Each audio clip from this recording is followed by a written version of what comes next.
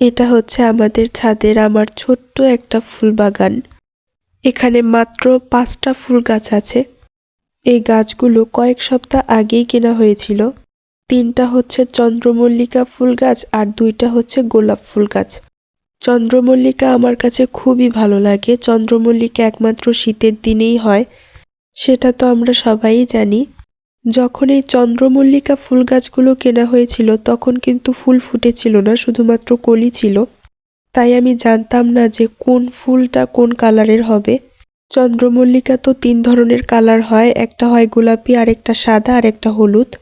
গোলাপি আর হলুদ ফুলটা খুব তাড়াতাড়ি ফুটে গিয়েছিল আর আমি বুঝতেও পেরেছি যে কোনটা কোন কালার, কিন্তু মাঝখানের যে সাদা ফুল গাছটা ছিল ওটা ফুটতে অনেক সময় লেগেছিল। তাই আমি জানতাম না যে ওটা গোলাপি হবে নাকি সাদা হবে না হলুদ হবে। পরে দেখি যে না, সাদাই। আর এখানে আছে 2টা হচ্ছে গোলাপ ফুল গাছ। এটা হচ্ছে একটা ইন্ডিয়া জাতের ফুল গাছ, যা বলেছে দোকানদার। এটা যখন ফুটে তখন মানে কমলা কমলা কালার হয়, আর ফুটে যায় যখন পুরোপুরি তখন হয়ে যায় মিষ্টি কালার। আর এটা হচ্ছে সাদা গোলাপ ফুল গাছ। আর আমি আজকে খেয়াল করলাম যে মনে হচ্ছে যে সাদা গোলাপ ফুল গাছে মনে হয় গোলাপি ফুল ফুটবে। ওই যে ফুলগুলো কলিগুলো আর কি গোলাপি গোলাপি লাগছে, মনে হয় একই গাছে 2 ধরনের ফুল ফোটে।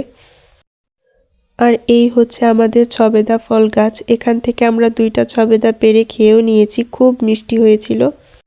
ছবেদাগুলো মাশাআল্লাহ এখন খাওয়ার একদম উপযোগী হয়ে গিয়েছে আর অনেক বড় হয়েছে মাশাআল্লাহ।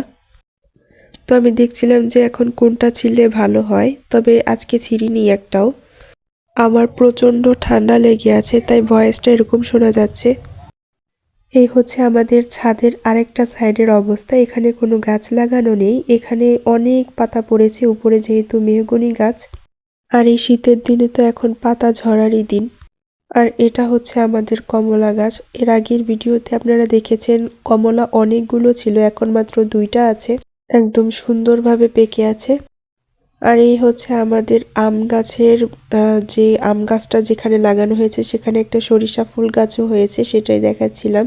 আর এটা হচ্ছে সম্ভবত কিউজেক জাতের আম গাছ। এখানে এই যে বোল এসেছে।